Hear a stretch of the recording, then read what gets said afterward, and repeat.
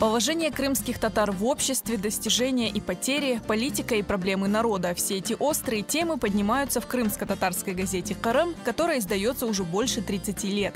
В июле 1989 года впервые после возвращения крымских татар в Крыму стала издаваться газета «Достылык» – приложение к газете «Крымская правда» на крымско-татарском языке.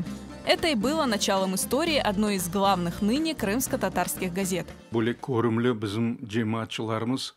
Қырымға тап 70 сенелердің орталарында келген Мұхсим аға Османов, Яқып аға Керимов, Арсен аға Альчиков, олар бұл yüksek мәртебелі одаларда отырған бұл мемурларын янларына кіріп, бұны емиетін çok айтып, бұл tabii ki да 88 сенелердің соңында, 89 сенелердің başlarında olған hareketler. Более зарурет ақында қайдетілген еді мында. Демек, біздің халқымыз келе атқан, абдет олай атқан халқымызға более бір нешір açmaға. Газеттің ады башта Достылық еді. МДУ еді мұстақил дегілде, мында Фирха вилайет газетінің илавесі еді. Ве муареттің yol başçısı баш муарир дегілде, чықыш үшін месул. Ответственный за выпуск деп олекте еді. Эбетте біздің жемаат бұл шелерін бөлек көрмеді. Олар башынан теклif етеділер біздің ватанымыздың адын қоймаға.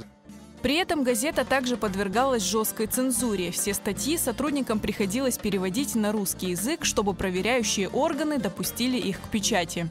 Біздің журналистлеріміз уақыты чаре тапайдылер, ве епсі бір тырышайдылер. Халқымызға бұл абдет жерянны, бұл күрешіні, бұл әрекетіміздің шу деверге қас олған чешет тедбірлеріні, акцияларыны акс етмеге. В январе 92-го приложение получило статус самостоятельной газеты, которая теперь называлась «Кырым» – Крым. Издание несколько раз меняло логотип, периодичность и тираж, даже находилось на грани закрытия из-за финансовых проблем. Неизменными по сей день остаются независимость газеты и принципы, которых придерживается редакция. Беким сүкунетілі базыда эбет ачықтан бұл өзіміздің адет үзіре милли әрекетіміздің бұл халқымыздың ақ құқықларыны, менфаатын қорчаламақ yolдан таймамаға тырыштық. Кырым отражает реальность, темы, которые волнуют крымских татар и о которых молчат другие СМИ. Это политика, социальная сфера, культура, детская страница и, конечно, родной язык и литература. Газетамызға біз ebet, siz айтқаныңыз gibi мақалелер yazıла, ona seslenulер ola. Bu ebette, bu bir taraftan bu okuyucularımızdan bile bir canlı bağ sayamız. Böyle şiirler, okuyucularımız pek çok bile Aveskar şairlerimiz böyle belli şairlerimizden gayrı Aveskar şairlerde yazarlar. Biz tırışamız onların şiirlerini özle bilgisine göre yazarlar ama biz onu tırışamız tekrar düzeltip vermeye çünkü o yürekten çıkan satırlar. Arasında kartlarımız da var. Onlar bizim kaydelerimizin çok okumadılar ana tilimizde ama tırışalar yüreğinde olan şeylerini yazmaya. Ben çok adam biliyorum. Ular bizim gazetimizge yazılıp, alıp evlerine satın alıp lugatlar, tilimizni o'grendiler gazetimizin vasıtasını. Gazet tili bekim biraz mürekkepçedir çünkü biz edebi tilde yazamız. Bizden nechundir adamlar talep ettiler biz ağzavi tilde yazganımızını. Ama bu doğru değil. Eğer biz ağzavi tilde yazsak, tilimiz işte de inkişaf etmeyecek. Şimdi gazetler vakti yavaş geçe. Onun için endi internetke çıkmak gerek. Şu sebepten şimdi bizim saytımız var ve bu seneden başka bir endi 2 ay içinde biz böyle faal, aktif şekilde öz içtimai ağlarımızı tırışamız alıp barmağa.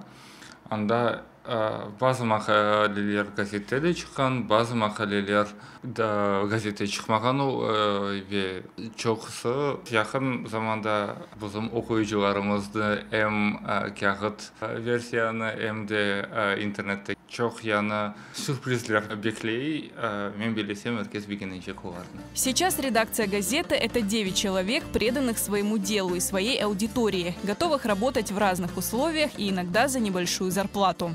Мен Қырым газетіне 96 сенесі келдім. Böyle belli insanlar, Eskender Fazıl, Refat Aktemov, Şakir Ağa Selim gibi insanlardan çalışmak kısmet oldu. Bu kolektifge qo'shilganimdan mında bir milli muhit duygusu var. Men pek o'zim baxtli sayam bu böyle insanlardan çalışkanıma hem de bu gazete halka hizmet etkenim için çok memnunum. Газетімізде епс хадымлер бір қорын такебі болдылар. Біз бер-бер ем çalışамыз, ем ратланамыз. Пик мабет достане мұйтымыз бар. Мен мұнда журналист оларақ,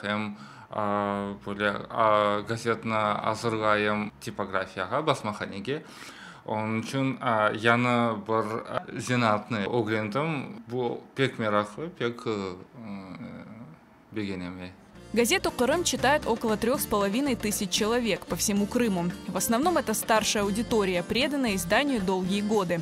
«Крым» – это еженедельник на крымско-татарском языке и с небольшим процентом статей на русском. Больше 30 лет Крым живет на родине вместе со своим народом, работая над сохранением и развитием родного языка и защитой прав крымских татар.